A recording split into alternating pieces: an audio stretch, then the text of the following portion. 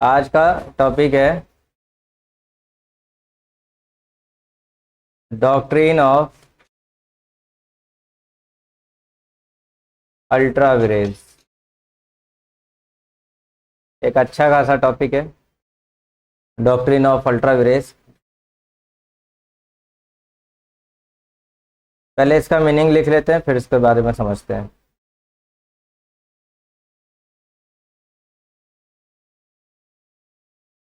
अगर इसकी मीनिंग की बात करें तो मीनिंग का मतलब है beyond the powers,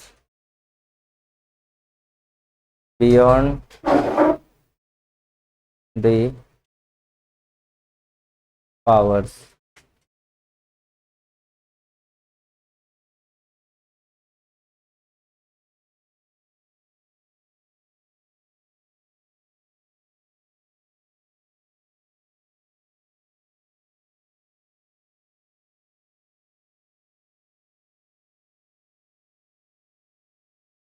beyond the power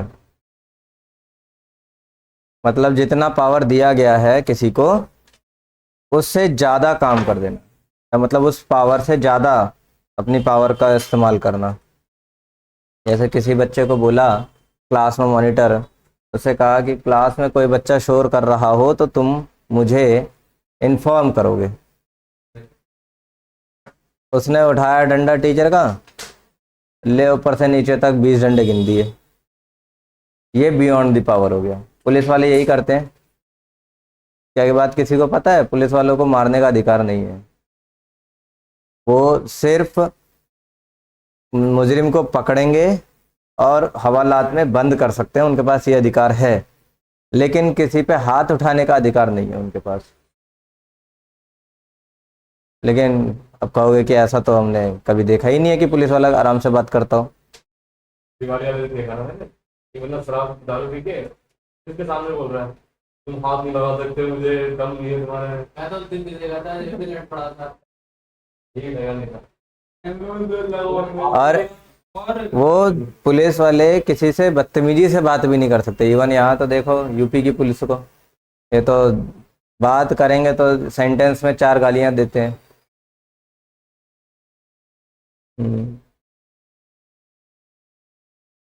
उनके पास अधिकार नहीं है ये। तो वो जो काम कर रहे हैं वो अल्ट्रा विरेस है। ठीक है।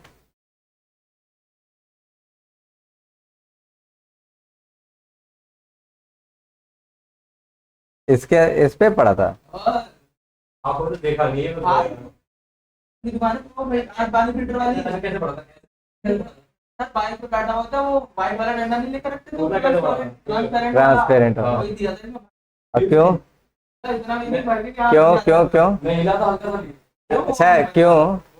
वो नहीं पता। अरे मतलब कोई रीजन पता क्या है? मुझे डंडा टच किया नीचे, टच किया क्यों? सिर्फ टच करके चला जाएगा। अरे क्या बात हुई थी? अरे वो ऐसा हुआ था कि दिखा देगा कहाँ से आ रहा है, तो मैंने बोला एग्जाम देके आ रहा हूँ, ये था पेन मैंने दिखाया। वो बुक में था क्या नाम है, सामने सामने। हाँ देखिए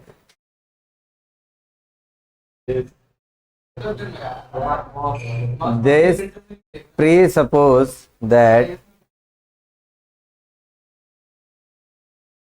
the powers in their nature are limited। अब इससे ये बात समझ में आती है कि हम यहाँ तो कंपनी के बारे में बात कर रहे हैं, तो ये बात समझ में आती है कि कंपनी के लिए जो उनकी अपनी पावर है, किसी के लिए भी वो लिमिटेड है।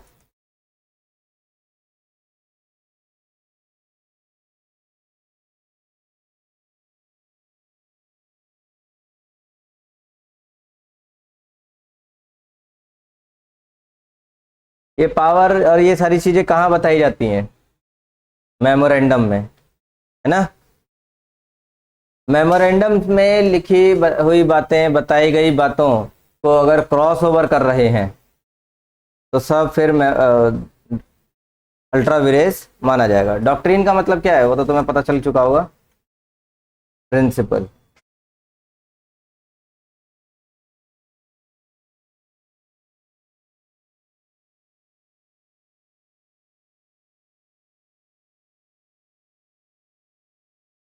लिखो,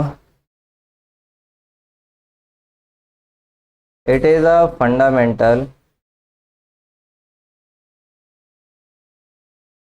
rule of a company law that the objects of a company as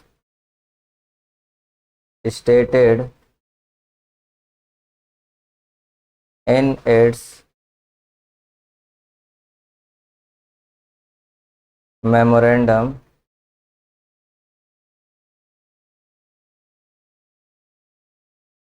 can be departed from only to the extent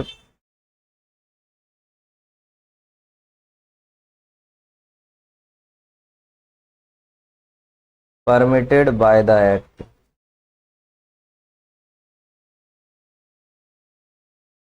Thus far and no further.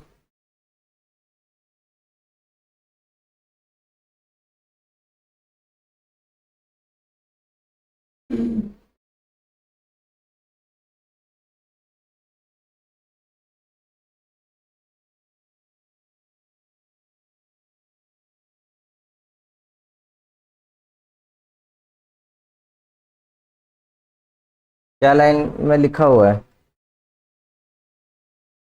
ये फंडामेंटल रूल है कंपनी लॉ का, that the objects of a company, objects मतलब objective of a company stated in the memorandum, जो memorandum में बताया गया है, can be departed from only to the extent permitted by the act. Memorandum में जो बातें लिखी गई हैं, बताई गई हैं, जो ऑब्जेक्ट उनमें बताए गए हैं, वो सिर्फ उतना ही फॉलो कर सकते हैं, उतना ही उसे अप्लाई कर सकते हैं जितना कि कंपनी एक्ट ने बोला है। अब आप मेमोरेंडम में ये बात लिख लो कि हमारा अपना ऑब्जेक्टिव है लोगों को खूब फ्रॉड करना लोगों के साथ, और रजिस्टर्ड करवा रहे हो।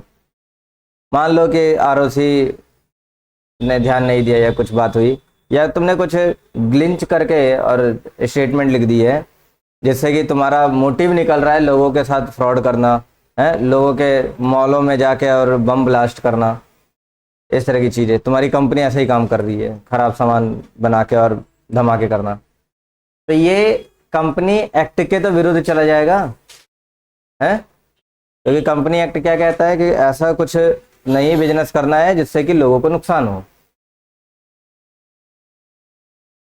कहने का सेंस ये है कि तुम कुछ भी काम कर रहे हो, मेमोरेंडम में जो भी लिख रहे हो उसके अकॉर्डिंग ही करना है, और मेमोरेंडम भी केवल उतना ही फॉलो कर सकते हो जितना कि तुम्हें एक्ट में बताया गया है। बियॉन्ड द एक्ट तो जा ही नहीं सकते। दस फार एंड नो फर्दर, जहां तक है उतना करोगे, उसके आगे नहीं कर सकते। अगर अगर इसके आगे बढ़ गए तो क्या होगा? कोई भी काम है कॉन्ट्रैक्ट में के अकॉर्डिंग किया लेकिन कंपनी एक्ट के खिलाफ कर दिया तो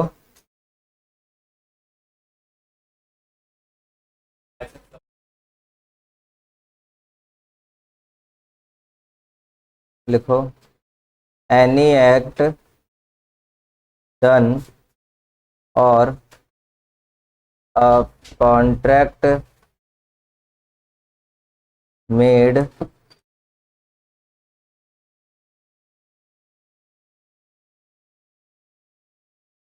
by the company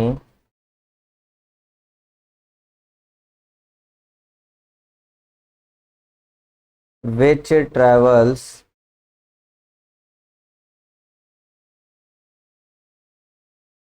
beyond the power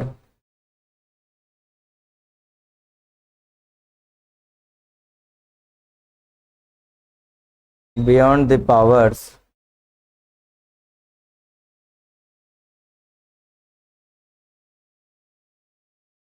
not only of the directors but also of the company is wholly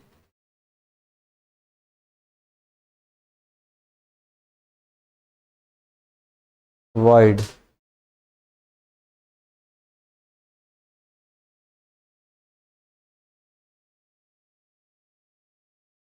पूरी तरह से void माना जाएगा।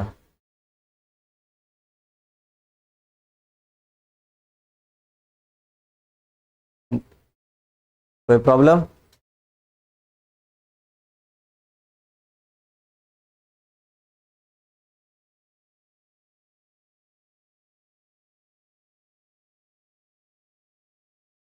तो होली वॉइड माना जाएगा and inappropriative in law and therefore no binding of the on the company. Ultra vires होता है तो कंपनी बाइंडिंग नहीं है इसके लिए, मतलब कंपनी लायबल नहीं है, काम करने वाला लायबल है। जैसे डायरेक्टर ने अगर बियॉन्ड द पावर काम किया है तो उसके लिए कंपनी लायबल नहीं मानी जाएगी, उसके लिए डायरेक्टर लायबल माना जाएगा। बढ़े आगे।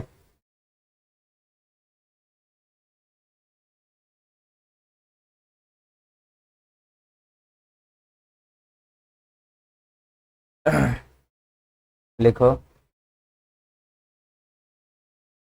The impact of the doctrine of ultra vires is that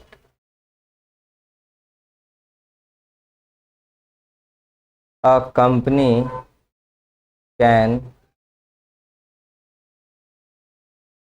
neither be sued on an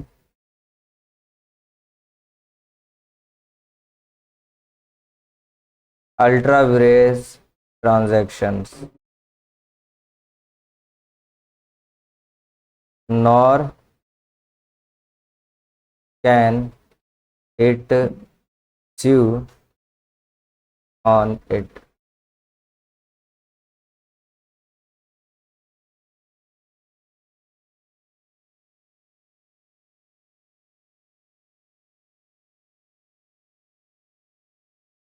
तो अगर अल्ट्रा विरेस एक्ट हुआ है तो डॉक्ट्रिन ऑफ अल्ट्रा विरेस कहता है कि इस तरह के एक्टों के लिए कंपनी लायबल नहीं है, हैं? कंपनी लायबल ना होने का मतलब है a company can neither be sued, company पे केस नहीं हो सकता, और nor can it sue on it, और ना ही कंपनी उस काम के लिए केस कर सकती है। ये पर्सनल मैटर हो जाता है ना फिर। बात समझ में आ रही है ना?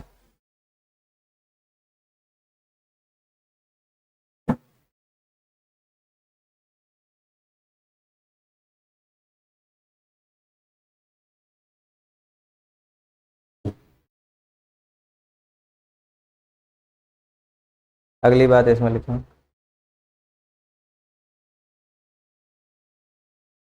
N act which is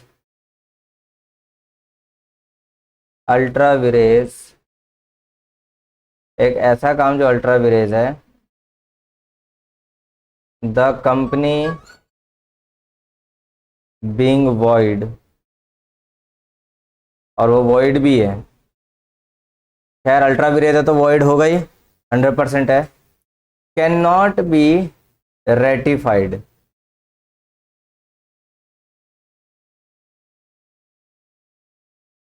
by the share holders of the company.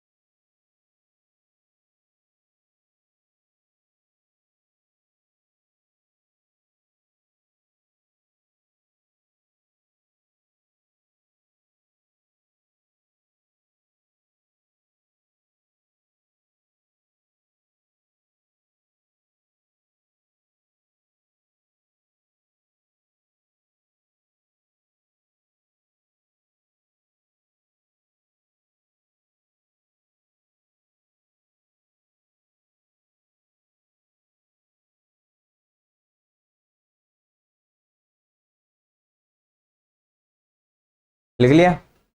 देखो, कोई भी ऐसा एक्ट विच इज अल्ट्रा विरेज, जो अल्ट्रा विरेज है, the company being void cannot be ratified by the shareholders of the company। Company के शेयर होल्डर्स द्वारा ratified नहीं किया जा सकता। रेटिफाइड मतलब उसे ठीक करना, कंपनी के शेयर होल्डर उसे ठीक नहीं कर सकते हैं, ठीक है। लेकिन अब इसमें कुछ बात है, समटाइम्स, इसमें लिखो समटाइम्स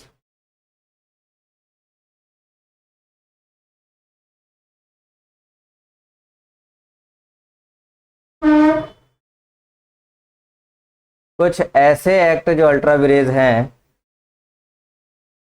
जो रेगुलर बेस पे हो रहे हैं, तो वो रेटिफाइड किए जा सकते हैं। Sometimes act which is ultra विरेज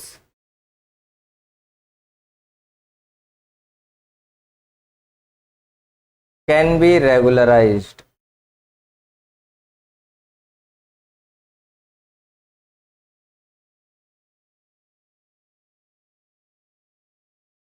by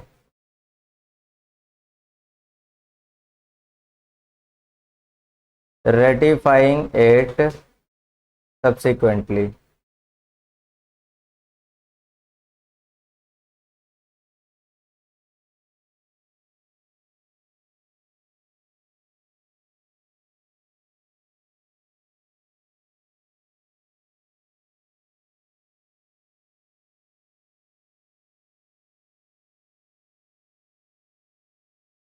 क्या मतलब हुआ? कोई ऐसा एक्ट जो कि अल्ट्रा विरेज हुआ है, act which is ultra vires can be regularized by ratifying it subsequently.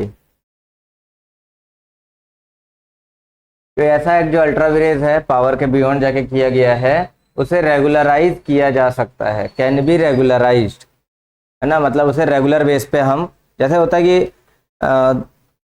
हमारा किताब का भी अपना काम था, किताब छापना वगैरह का काम था, तो ऑब्वियसली कपड़े प्रिंट करना हमारे पास, हमारे बियॉन्ड हो जाएगा, ये अल्ट्रा विरेज माना जाएगा। फिर हमने अपने ऑब्जेक्टिव में तो किताब का ही बताया है ना, हम बुक का प्रिंटिंग का काम करेंगे।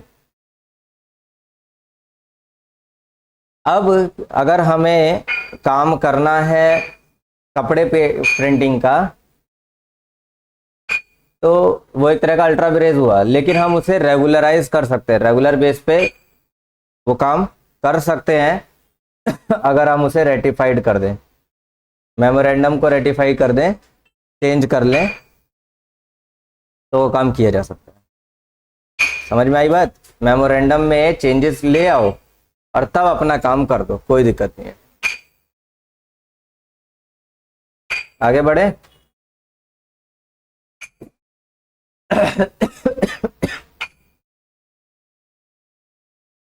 और मान लो कि कोई ऐसा एक्ट जो डायरेक्टरों ने किया है और वो अल्ट्रा विरेज है, उस केस में शेयर होल्डर रेटिफाई कर सकता है। समझ में आया? डायरेक्टर्स अल्ट्रा विरेज कर रहे हैं तो शेयर होल्डर्स वहां रेटिफाई कर सकते हैं। If the act is ultra vires, the power of the director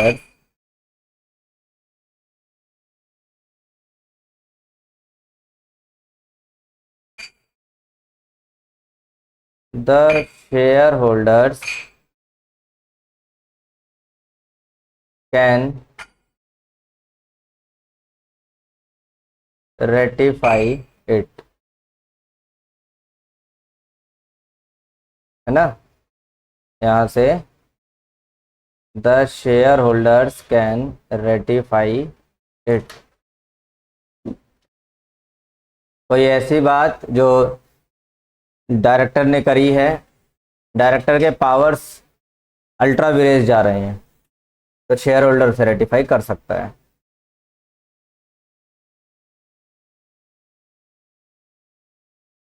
बात पकड़ में आ रही है? अच्छा। इसके बाद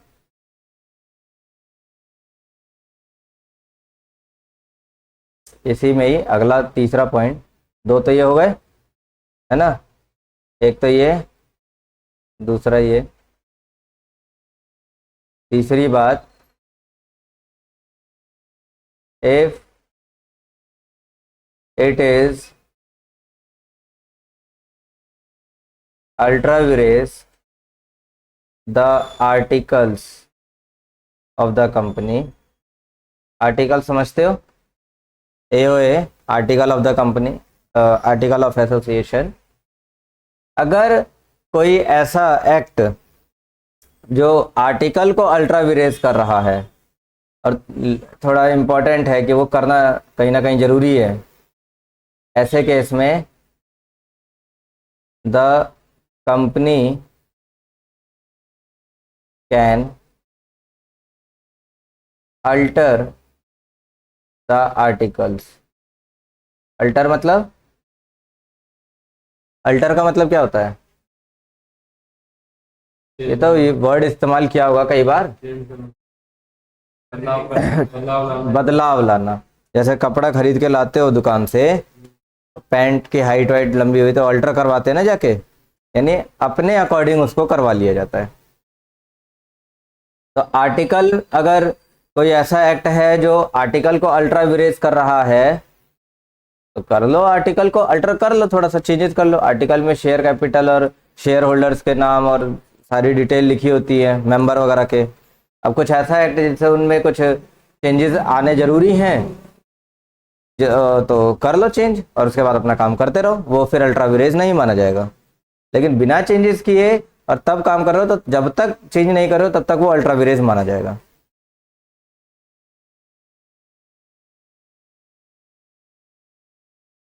इसी में अगला point,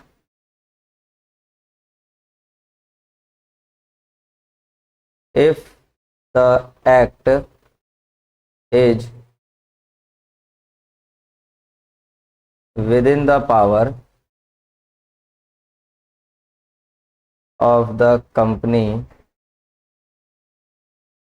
but is done irregularly,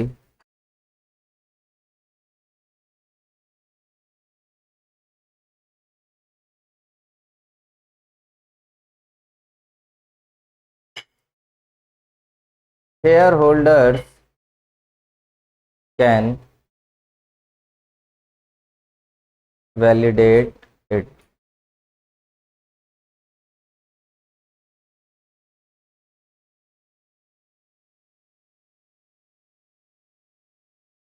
अगर पावर कंपनी के हाथ में ही है और फिर भी अल्ट्रा विरेज हो रहा है, और शर्त यह है कि इरेगुलर बेस पे हो, मतलब लगातार नहीं हो रहा। लगातार होगा तो फिर अल्टर करके अपने पावर में ला सकते हैं, लेकिन इरेगुलर बेस पे हो रहा है तो फिर ऐसे केस में शेयर होल्डर्स उसे वैलिडेट करेंगे कि ये कंपनी के हित के लिए था या नहीं था।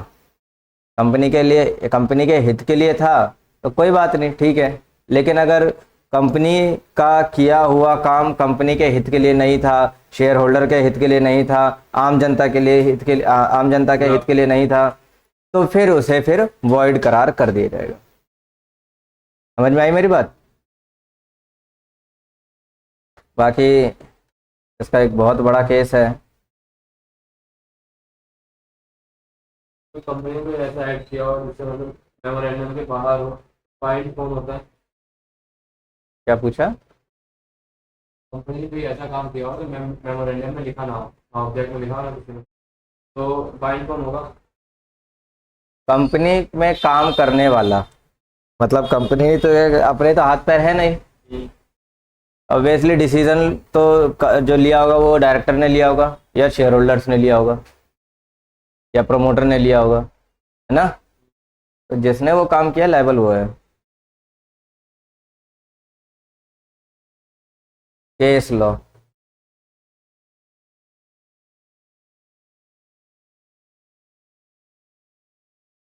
अशबुरी रेलवे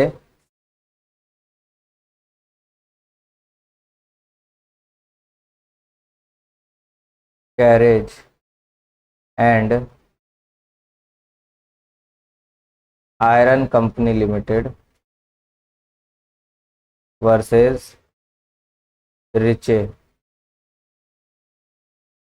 और ये केस है 1875 का। केस स्टडी है। इस केस स्टडी को देख लेते हैं क्या है इस केस स्टडी में। तो यहाँ दो लोग हैं, एक तो है Ashbury railway carriage and iron company limited और दूसरा है रिचे।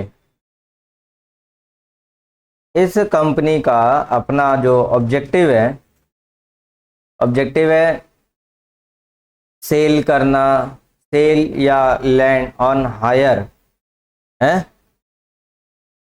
सेल करना या फिर किराए पे देना या किराए पे लेना रेलवे कैरेज एंड वैगॉन्स। रेलवे का जो कैरेज है, रेलवे सामान लेकर आती है ना, और अपना जो उसकी बोगी वोगी है उनको किराए पे लेता है, अपना काम वाम करता है। दूसरा किसी को चाहिए तो यहाँ से लेके वहाँ दे देता है, इसका अपना ये काम है। और to carry on the business on mechanical engineers and general contractors. दिक्कत यहाँ पर है। उसका दूसरा मतलब और भी ऑब्जेक्टिव में और काम है कि मैकेनिकल इंजीनियर्स के साथ कॉन्ट्रैक्ट करने से बिजनेस करना है एंड जनरल कॉन्ट्रैक्टर्स के साथ काम करना है। ठीक। तीसरा काम है इसका to purchase, lease, cell and work mines. Mines को परचेज करना, सेल करना, लीज पर देना, ये सारा काम है। क्लियर? माइंस का मतलब माइनिंग करके जो सामान निकाला जाता है, कोयला वगैरह। और to purchase and sell as merchant और agents coal, timber, metal etcetera. ये सारे इसके अपने काम है। मतलब कुल मिलाकर रेलवे से रिलेटेड इसका अपना सारा काम चल रहा है। डन। तो ऐसी बात थी। अब हुआ ये रेलवे कंपनी है अपनी और ये है रिचे।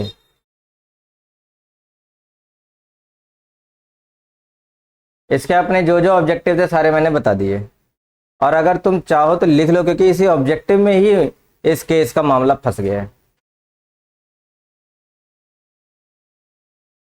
टू मेक, सेल और lend on higher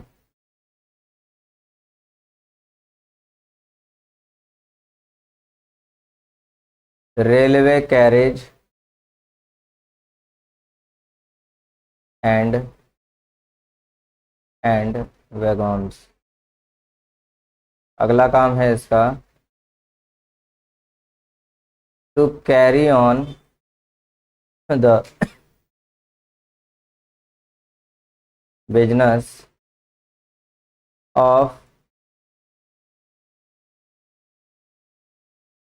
mechanical engineers and general contractors.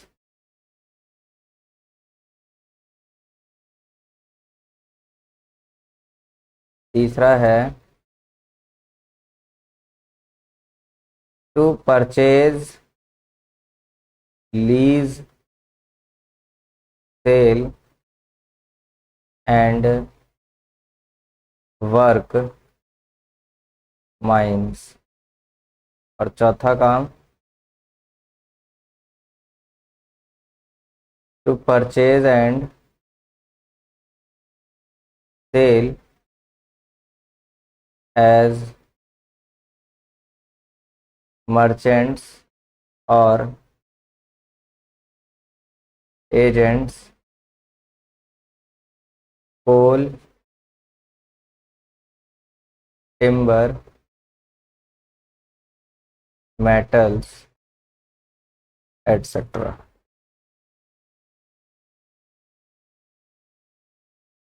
तो क्या होगा? दूसरा ये रहा तो ना, कैरी ऑन द बिजनेस क्या है? Of mechanical engineers and general contractors.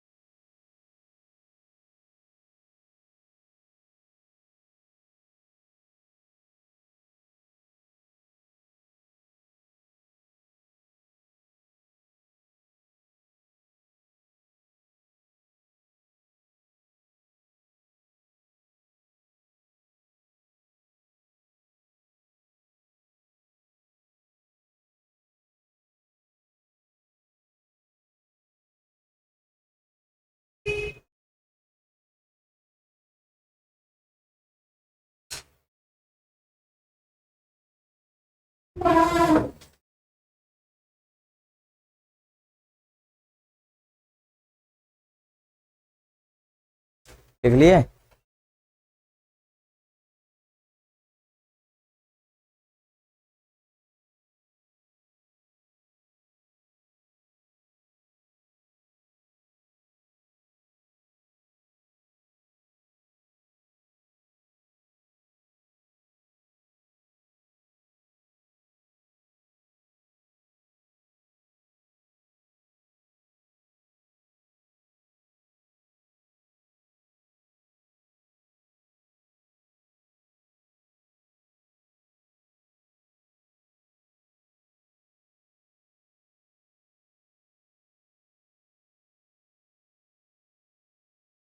देखो केस ये था कि एक कंपनी के अपने ये सारे ऑब्जेक्टिव हैं, मतलब ये काम है सारे कंपनी के।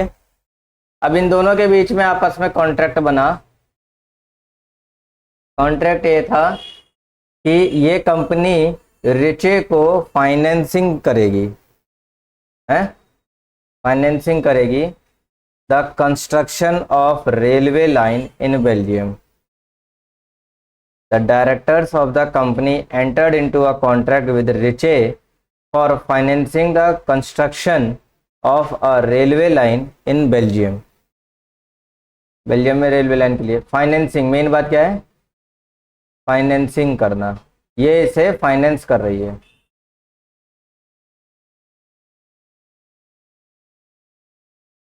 क्या होगा? क्या?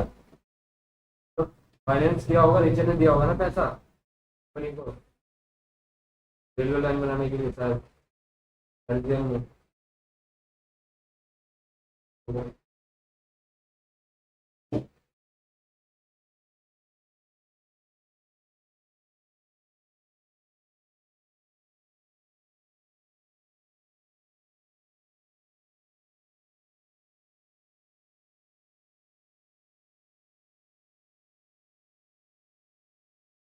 And the company further ratified this act of the directors by passing a special resolution.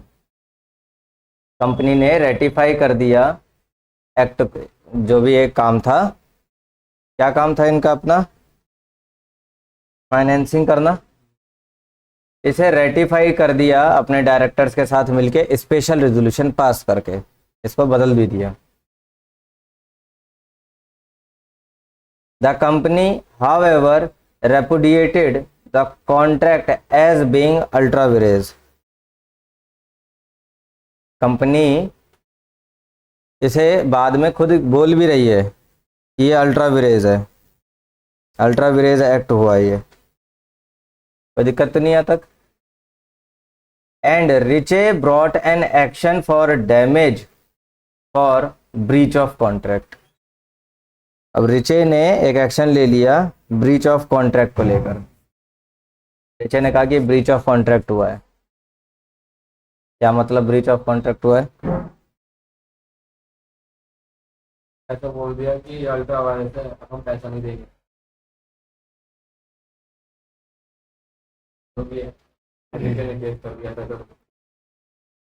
देखो, इनके बीच में फाइनेंसिंग का कॉन्ट्रैक्ट हुआ था, बाद में इसे इन्होंने चेंज भी कर दिया, चेंज कर दिया कि अल्ट्रा विरेज था, कोई दिक्कत नहीं आता तक। लेकिन रिचे ने जाके इसको लेके और एक्ट मार दी, केस कर दिया कि भाई ये गलत है, इन लोगों ने मेरे साथ ब्रीच ऑफ कॉन्ट्रैक्ट किया है। तो सवाल उठा कि भाई किस बेस पर तुम ये केस कर रहे हो? तो उसने कहा his contention was that the contract was well within the meaning of the word general contract. General contractors, इन लोगों ने अपने ऑब्जेक्टिव में लिखा हुआ है जनरल कॉन्ट्रैक्टर्स है, तो उस हिसाब से जनरल का मतलब कुछ भी काम, उस हिसाब से फाइनेंसिंग वाला काम जो है सही है। लेकिन इन लोगों ने मेरी बात रखी नहीं है, मेरे साथ धोखा कर दिया है। अभी बात समझ में आई? अभी इसमें देखो कहीं पर भी फाइनेंसिंग वाला काम लिखा हुआ है नहीं ना, फाइनेंसिंग वाला रिचे ने उन लोगों के साथ कॉन्ट्रैक्ट बना लिया।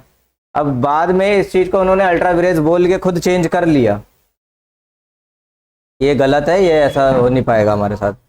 लेकिन अब रिचे ने केस मार दिया कि ये जनरल कॉन्ट्रैक्टर वर्ड में साफ साफ लिखा है ना कि जनरल कॉन्ट्रैक्टर्स हैं, जनरल कॉन्ट्रैक्ट कर सकते हैं, तो ये केस ये मना क्यों कर रहे हैं कि फाइनेंसिंग नहीं कर सकते? ये अभी बात समझ में आ रही है अच्छे से?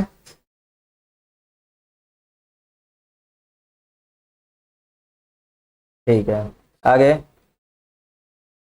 मोर it has been ratified by a majority of shareholders, जबकि ये चीज चेंज किया जा चुका है ना।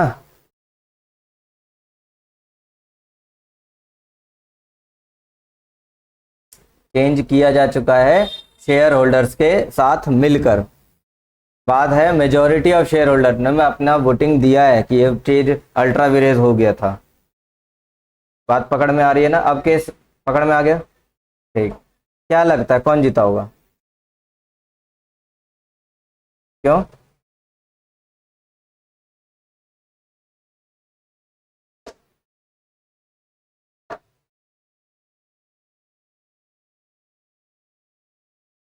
नहीं, बात तो ये है ना कि यहाँ जनरल कॉन्ट्रैक्टर लिखा हुआ है, जनरल कॉन्ट्रैक्टर हैं ये लोग। इसके बाद ना ये कंपनी जीत जाएगी। However, it was held by the court that the contract was null and void। ठीक है, तो इस केस में कोर्ट का क्या डिसीजन रहा? The contract was null and void, है ना। It is said that the terms general contract, अब यहाँ पर कोर्ट ने ही ये डिफाइन कर दिया कि जनरल कॉन्ट्रैक्टर का मतलब क्या है। It is said that the general contractor was associated with mechanical engineers. Court ने कहा कि जनरल कॉन्ट्रैक्टर जो वर्ड लिखा हुआ है मैकेनिकल इंजीनियर के साथ जुड़ के लिखा हुआ है ना भाई, तो तुम इसे जुड़ के लिखा है, इसका मतलब वो एसोसिएटेड है। एसोसिएटेड का मतलब मेन इनका काम है मैकेनिकल इंजीनियरिंग करना, और इस काम के लिए जो कुछ छोटे मोटे कॉन्ट्रैक्ट बन सकते हैं वो इसको एसोसिएट कर रहे हैं, असिस्ट कर रहे हैं, मिल के काम कर रहे हैं। फाइनेंसिंग तो दूर दूर का नाता नहीं है इनका, कहाँ से तुम इसके साथ जुड़ जाओगे भाई। बात हो गई क्लियर?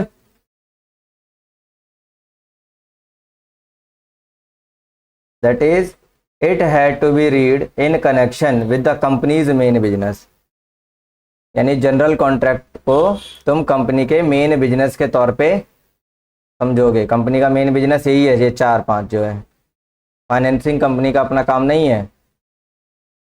ठीक, फैज कंफ्यूजन दूर हो गई? कह रहे हैं कि टीचर ने कैसे किया है। अभी कंफ्यूजन दूर है?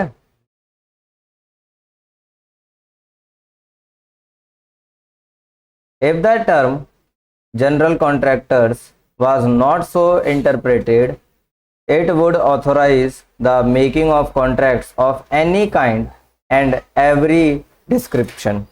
अगर ये जनरल कॉन्ट्रैक्टर्स मैकेनिकल इंजीनियर के साथ ना लिखकर अलग से लिखा होता है कि जनरल कॉन्ट्रैक्ट्स, तब माना जाता है कि ये हर काम कर सकते हैं, हर तरह के कॉन्ट्रैक्ट बना सकते हैं।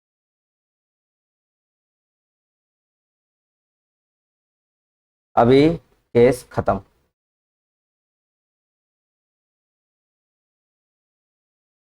नोट डालोगे?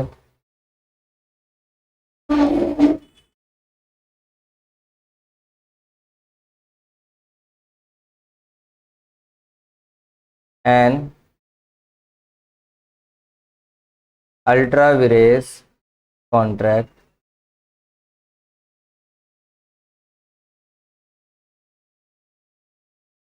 can never be made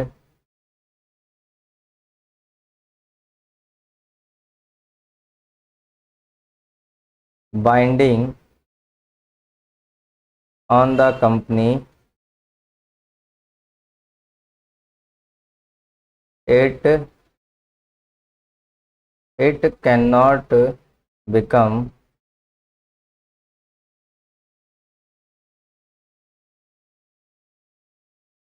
intra vires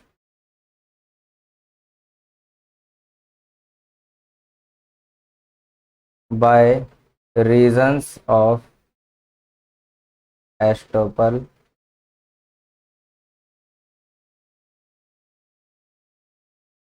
acquisitions, acquisitions,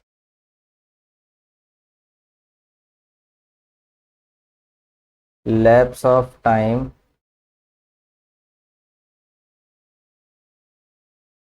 delay और रेटिफिकेशन।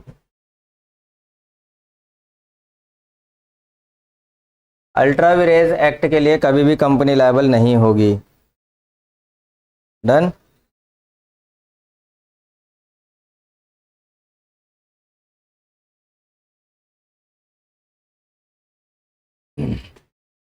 कभी भी कंपनी इंट्रा विरेज नहीं बन सकती। इंट्रा विरेज का मतलब वही लायबल नहीं बन सकती, चाहे कुछ भी हो जाए।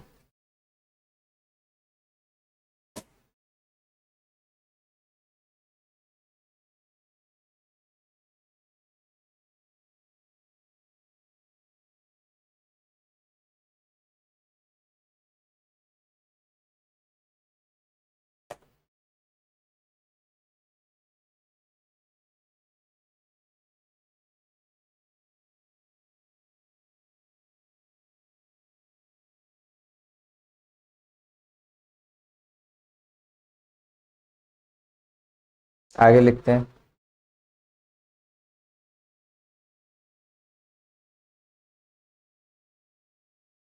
However,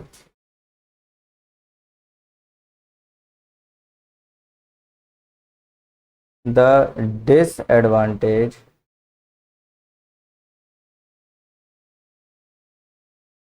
of this doctrine outweigh its main advantage.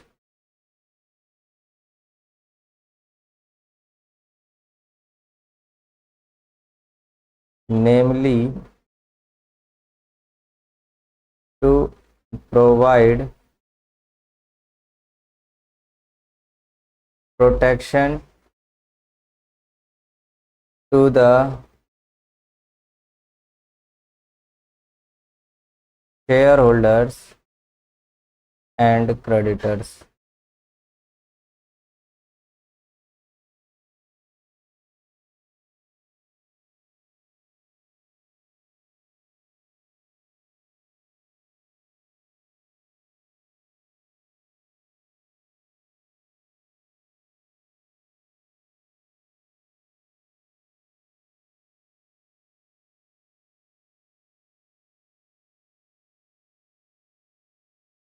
It is only a nuisance in so far as it prevents the company from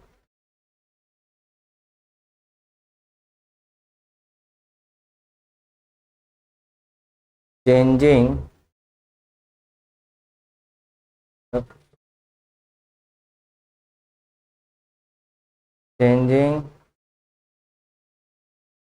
its activities in a direction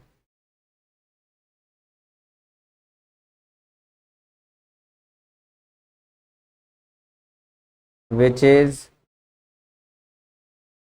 agreed by all.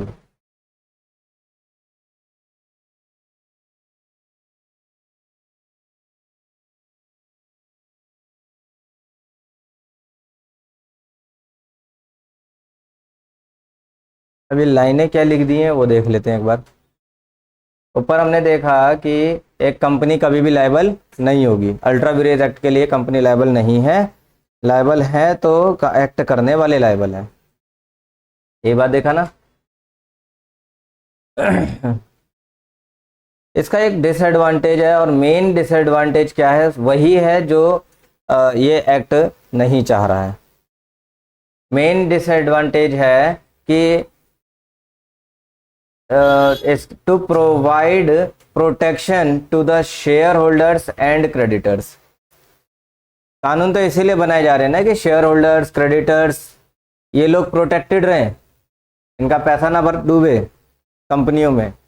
अब company में कोई ultra वीरेज act हो गया तो उसके लिए liable कौन बन गया,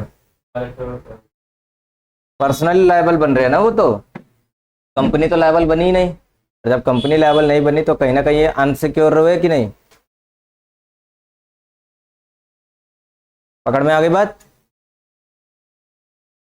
it is only a nuisance in so far as it prevents company, ये कंपनी को प्रिवेंट कर रहा है एक तरह से, ये doctrine of ultra vires company को प्रिवेंट कर रहा है, बचा रहा है फ्रॉम, प्रिवेंट का मतलब बचाना या यूं कह लो कि थोड़ा उसको प्रोत्साहित करना कि भाई देखो तुम जो करना चाह रहे हो कर लो, कोई दिक्कत नहीं है, लेकिन चेंजेस करके स्पेशल रेजोल्यूशन पास करो, स्पेशल रेजोल्यूशन पास करो, पास करके जो तुम्हारा अपना मेमोरेंडम पहले था उसी में ये लाइन काट के और नई लाइन लिख दो, अब अपना काम करो जो करना है।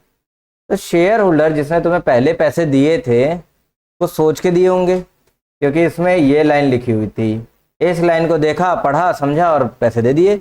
अब तुमने वही लाइन काट के ये नई लाइन लिख दी, तो शेयर होल्डर को कहीं ना कहीं तो धोखा महसूस होगा। अब समझ में आई ना बात। लेकिन कानून ये ऑप्शन दे रहा है कि तुम ऐसा करना चाहो तो कर सकते हो। ऐसे समझो कि मान लो कि एडमिशन लेने के लिए या कैसे भी, मैंने ब्रोशर में लिख रखा है कि हमारे यहाँ पर्सनलाइज 1-to-1 क्लास मिलेगी। 1-to-1 का मतलब एक टीचर एक स्टूडेंट, 1:1 क्लास रहेगी। ठीक है, शुरुआत में होता भी था, ऐसे ही था। बच्चों ने एडमिशन भी ले लिए, 150 बच्चों ने एडमिशन ले लिया। अब मैं वो लाइन ही काट के और ये कर दे रहा हूँ कि 20:1 क्लास रहेगी हमारी, 20:1 यानी 20 बच्चों पे एक टीचर, जो कि गलत तो नहीं है, ऐसा हो सकता है, पॉसिबल है, हम करना चाहें कर सकते हैं। लेकिन वो जिसने हमें इस भरोसे पे अपना भरोसा दिखाया है, हमें पैसे दिए हैं, हमसे जुड़े हैं, उनके साथ तो धोखा हो गया ना। तो इस तरह की चीज़ें हो जाती हैं यहाँ, ये बस इसका अपना डिसएडवांटेज है।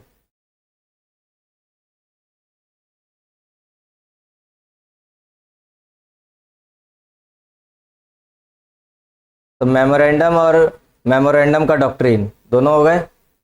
मेमोरेंडम ऑफ एसोसिएशन पढ़ा दिया, 6 क्लॉज थे उसमें, सारे बता दिए। और उसके बाद डॉक्ट्रिन ऑफ अल्ट्राविरेज, जो कि मेमोरेंडम में गड़बड़ी की वजह से हो जाता है। तो अब अगले टॉपिक की ओर बढ़ते हैं।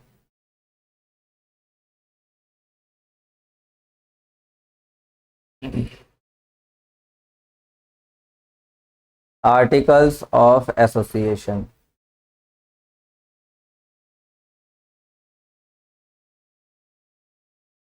इसे हिंदी में कहते हैं एओए।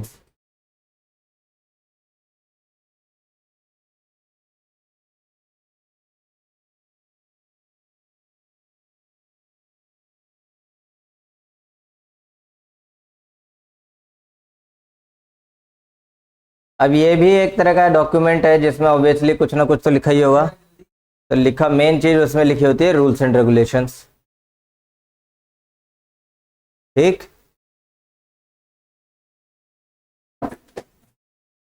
लिखो, the article of association of a company are its rules and regulations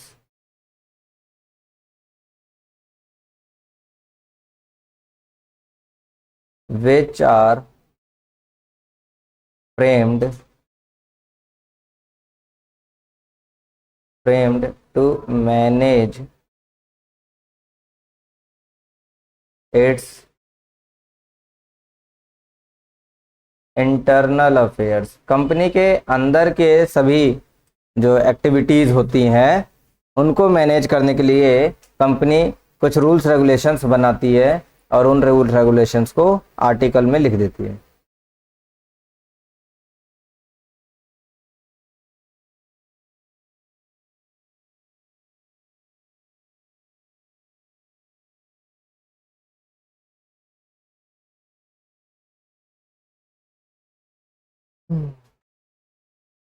internal affairs रख रही है अपने अंदर, इसीलिए कंपनी को आर्टिकल को हम कहते हैं, एओए को हम क्या बोल देते हैं, internal regulations of the company.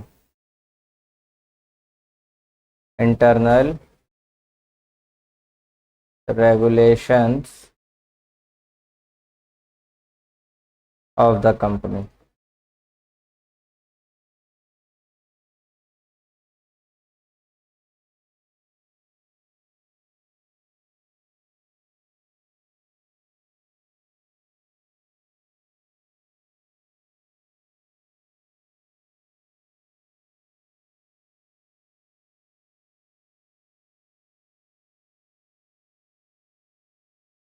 क्या ये मेमोरेंडम से अलग हट के है या मेमोरेंडम से जुड़ के चल रहा है? फिर देखो, जुड़ के ही चलता है ना। अच्छा, पहले यहाँ के केस लिख लो, internal regulations of company. Case law है यहाँ पर गाइनेस वर्सेस लैंड कॉरपोरेशन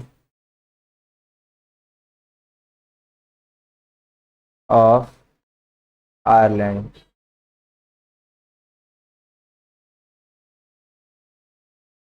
खैर, ये बात हुई।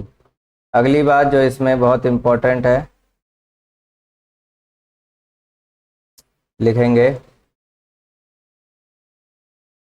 The articles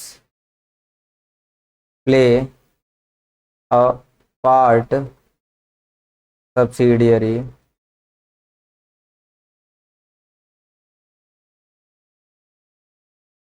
to memorandum of association.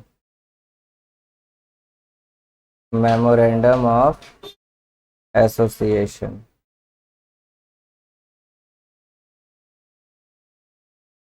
ये सब्सिडरी है, सब्सिडरी मतलब हेल्पिंग, ये मेमोरेंडम को हेल्प कर रही है।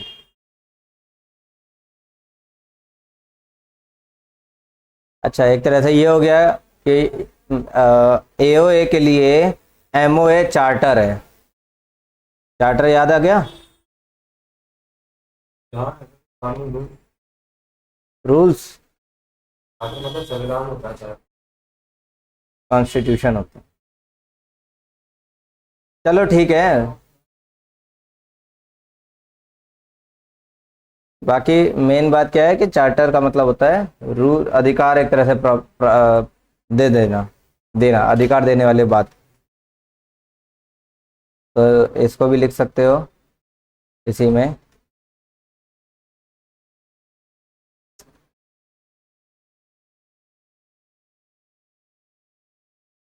It accept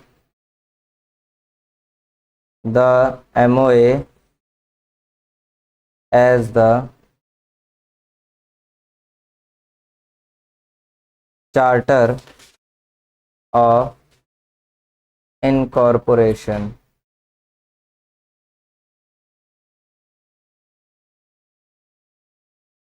and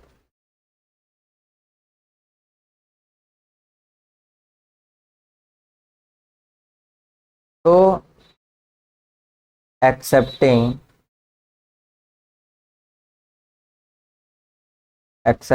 it, the articles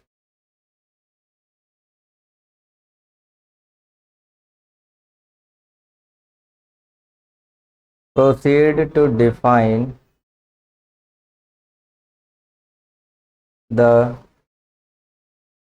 duties, the rights and powers of the governing body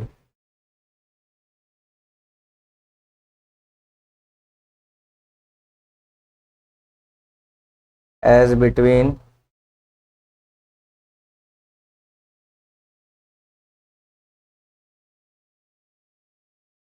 themselves and the company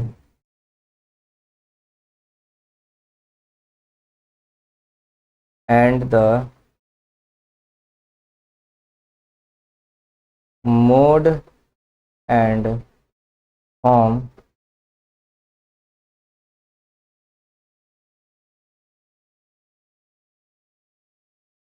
in which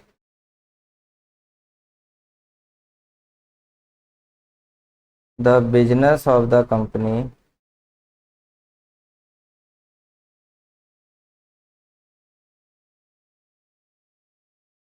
is to be carried on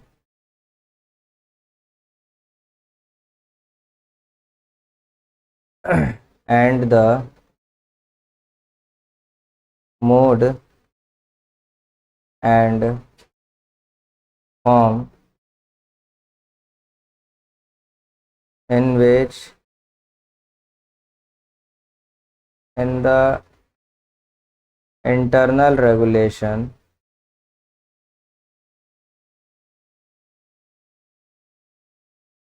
of the company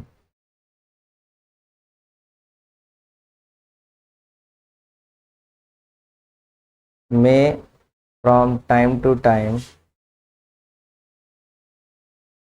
be made.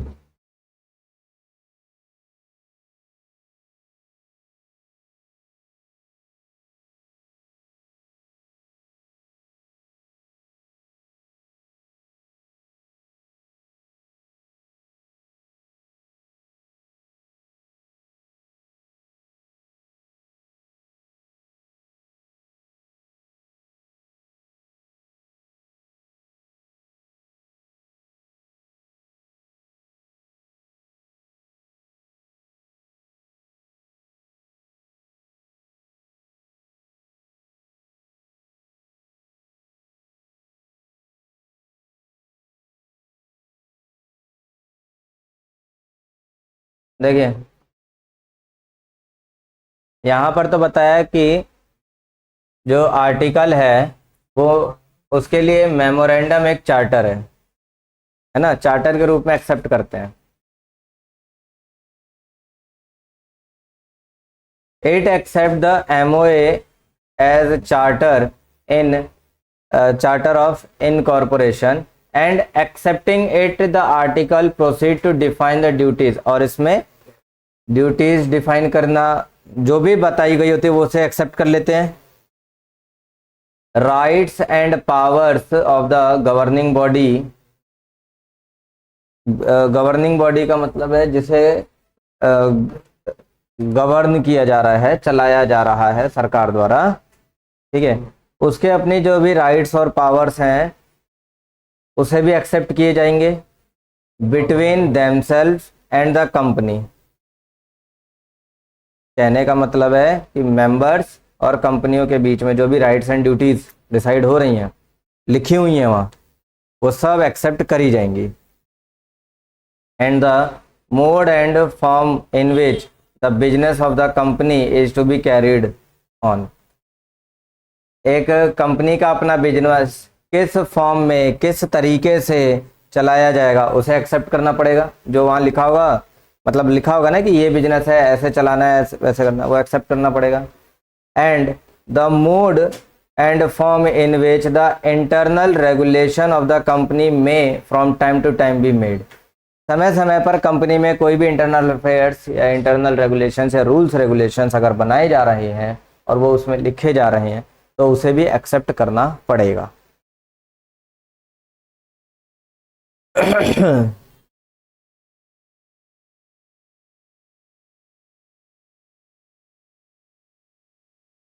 चलो तो अभी इसको मैं यहीं रोक रहा हूँ.